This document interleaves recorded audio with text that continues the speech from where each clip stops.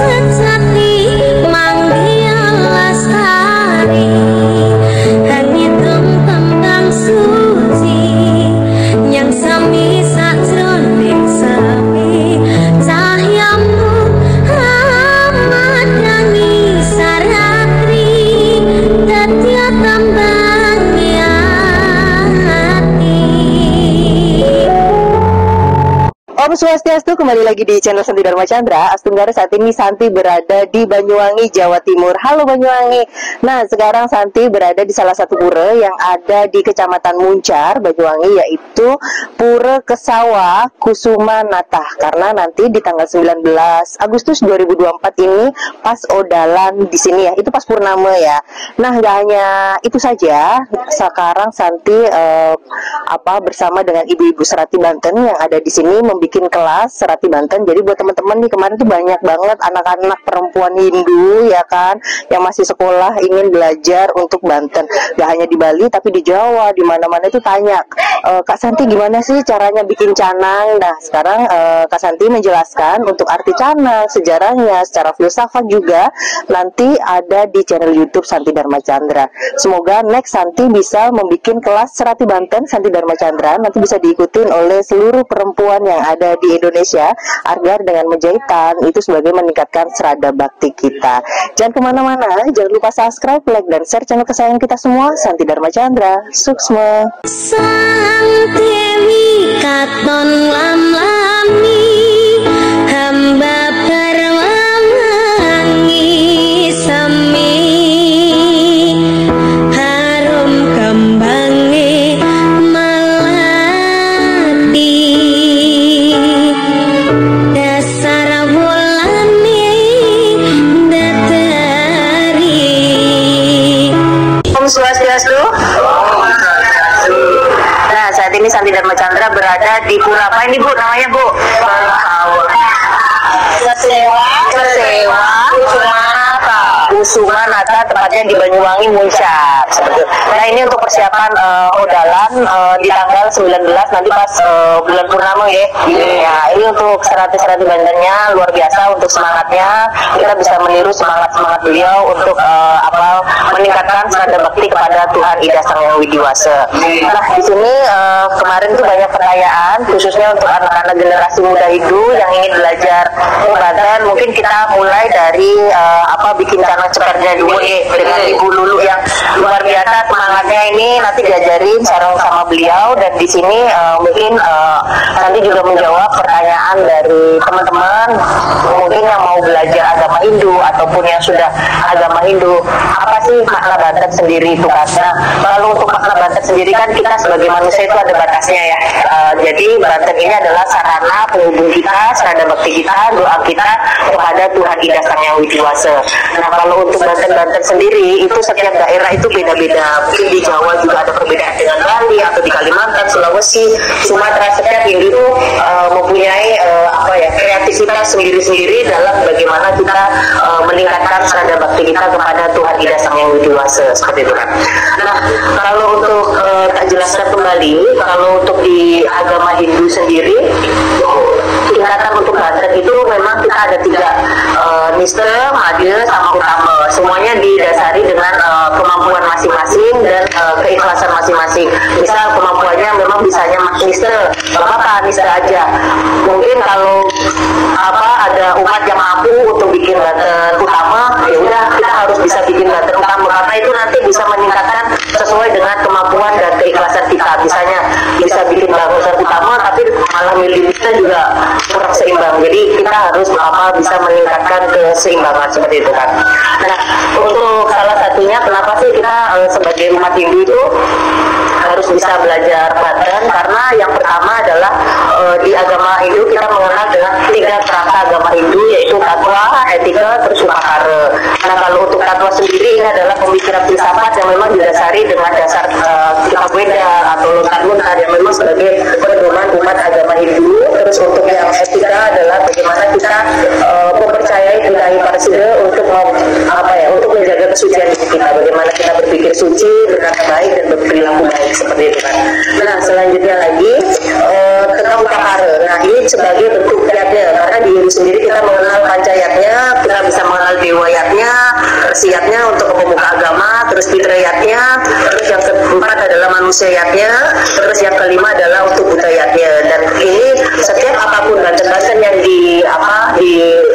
dijahitan atau dibuat itu untuk sarana upakara bagaimana kita mengaturkan pancayatnya tersebut, tergantung jenis upakaranya seperti itu. Nah baiklah, sekarang kita bikin apa ini bululu canang ceper. Waduh, ini mau disuting. Sini siapa mau cantik agak maju, sini bisa. Nah ini bisa dibikin lagi nggak ininya? Bisa. Nah, bisa dibikin lagi. Sini aja biar nggak kehalang sini. Oke, kelihatan nggak? Oke, kelihatan ya. Yang pertama nanti bikin ininya dulu ya. Nah, ini bikin ininya dulu. Nah, seperti ini untuk dasarnya ya, untuk dasarnya. Nah, ini untuk pinggirannya, ini harus disesuaikan dengan ukuran. Nah, kalau ini namanya apa, Bang Enggak? Janur atau busung ya? Kalau di Jawa janur, kalau di Bali busung, seperti itu kan.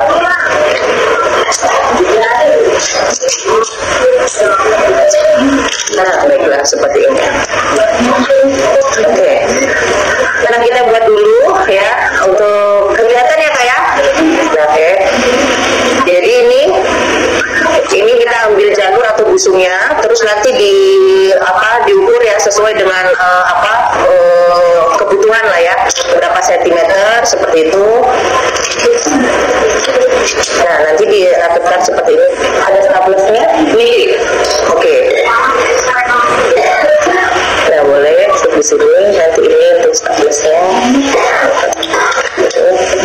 Saya juga masih belajar. Jadi kemarin tuh ada anak SMP dari Temanggung, Jawa Tengah, pengen belajar bisa bikin canang.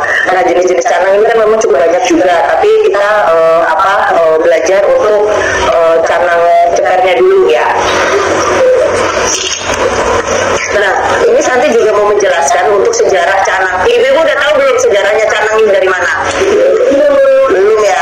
Baiklah. Jadi kalau untuk di sini canang itu diciptakan oleh salah satu sulinggih ya, yaitu Empu Cangkrit Putih. Beliau adalah penerus sulinggih dari Resi Markandeya. Jadi beliau yang menciptakan sejarah canang ini, dan beliau bertempat di Pura Besaki seperti itu. Jadi ini untuk canang, karena canang ini adalah inti dari setiap Banten ya. Jadi setiap apapun Banten pasti ada canangnya. Jenis-jenisnya entah canang sari, entah canang ini, canang itu, tergantung dari kebutuhan dari umatnya seperti itu.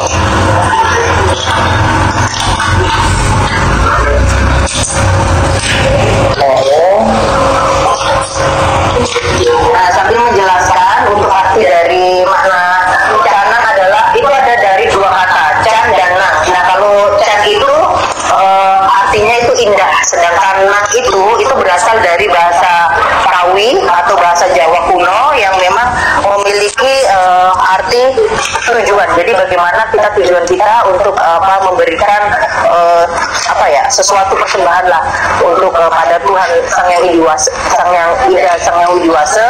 Terus bagaimana kita dengan kreativitas kita untuk kita haturkan seperti itu. Cepat banget bulunya bikinnya, jangan cepet-cepet. Ini di syuting ini. Nah ini kan, ini ditempatkan ini kita udah ada ini. Nah ini ditempatkan gini.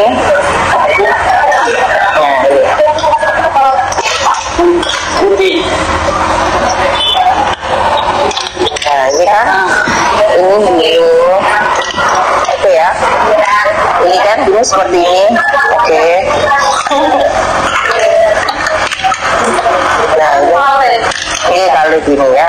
Ini kali gini. Lanjut lagi, kita sempatkan lagi. Cepet banget ini master bikin canang nih. Nanti semoga Santi punya asrama bisa ngajarin anak-anak Bali untuk, bukan anak Bali aja, seluruh Nusantara ini untuk bikin Banten. Dan Santi sekarang masih belajar. Oke, next ini. Terus lanjut tengahnya ini namanya apa ini Bu Santi? Itu kan payasannya bikinin dong, dasar untuk canang cepernya ya. Seperti itu guys.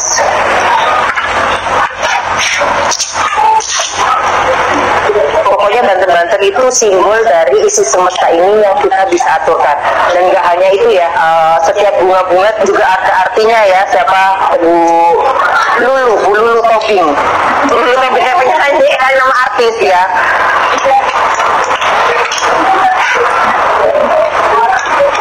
Nah, di sini untuk canang cepernya ini maknanya ini Arga Chandra. Jadi untuk alasnya ini seperti ini ya. Terus nanti berisi porosan sebagai silasi. Nah, porosan ini isinya apa aja, Bu Lulu? Isinya ada kapur, terus ada base. Terus apa ya? Isinya apa? Porosan daun kayu, suruh, cabai,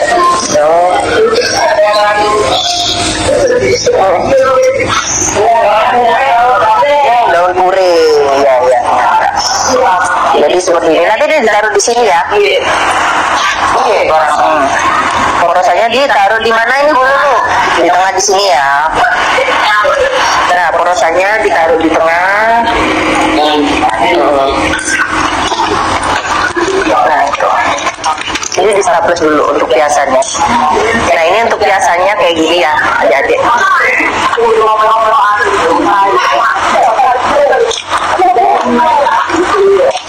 Berarti Banten-Banten dasarnya ini, maksudnya kalau canang itu Jawa Bali memang sama ya, kalau untuk canang ceper gitu ya. Oh gitu, luar biasa.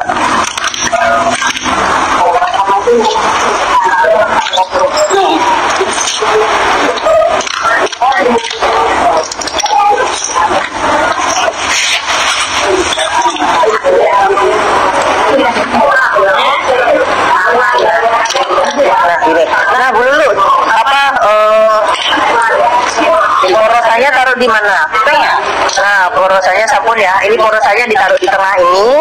Porosannya taruh di tengah. Terus untuk bunga putih untuk ke arah ke timur. Karena lambang dari Dewa Iswara. Oke, bunga putihnya taruh di mana ini? Di timur. Ayo. Nah, bunga putih cantik lagi.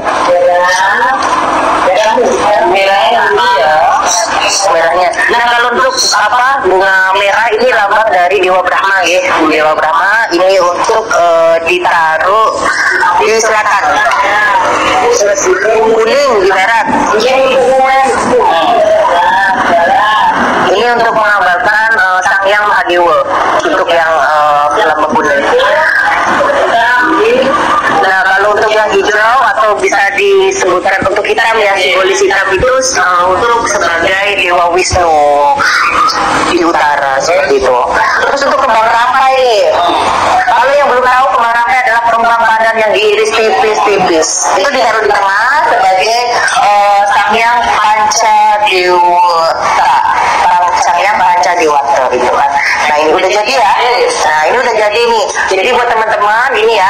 Jadi kalau untuk yang bunga putih ini lambang dari Dewa Iswara, ini letaknya di timur. Terus untuk yang merah ini Dewa Brahma. Letaknya di mana Bu kalau yang merah? Di selatan. Nah, kalau untuk yang yang kuning ini kuning untuk di barat ya. Kuning itu berarti untuk yang mana ini berarti yang kuning? Yang kuning. Yang ungu. Nah, yang kuning ini bisa untuk ungu atau memang kalau dapat warna kuning atau boleh. Ini sesuai dengan apa yang ada di sini aja. Terus kalau untuk yang hitam ini untuk Dewa Wisnu di utara dan untuk rampainya ini di tengah. Benar ya? Berarti ini yang hitam ini ya?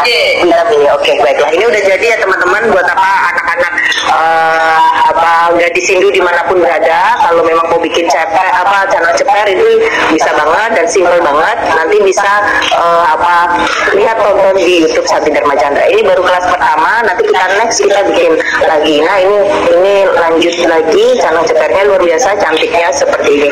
Nanti kita bikin kelas-kelas lagi untuk di episode selanjutnya, mungkin bikin penjati, terus kita bisa membedah arti setiap filsafat yang ada di di agama Hindu. Jadi ini ya, oke, kita udah bisa bikin kelas canang ceker. Terima kasih buat ibu-ibunya sudah memberikan semangat. Santi juga belajar untuk di pura ini. Nanti untuk persiapan odalan di Purnama di tanggal 19 Agustus 2002. Terima kasih. Jangan lupa subscribe, like, dan share channel kesayangan kita semua. Ayo kita tutup dengan doa ya Bu ya. Nah, baiklah, semoga kegiatan Serati Banten untuk mempersembahkan kreativitas bakti di untuk persiapan odalan di Pura di tanggal 19 Agustus nanti dilancarkan, dan kita semua bisa menjadi perempuan Hindu untuk dengan mencuitan kita meningkatkan cahaya bakti kita. Baiklah, Om Awidana Mastuna Muslim, kita tutup dengan para Santi ya. Om Santi Santi Santi Om. Sabi-abi itu tidak mau mesti bakal ngomong apa itu kan rasa-rasa wis toh tetepong aku tetepong lakon yai dengan saya sing yakini lan kita tidak berkain Gusti.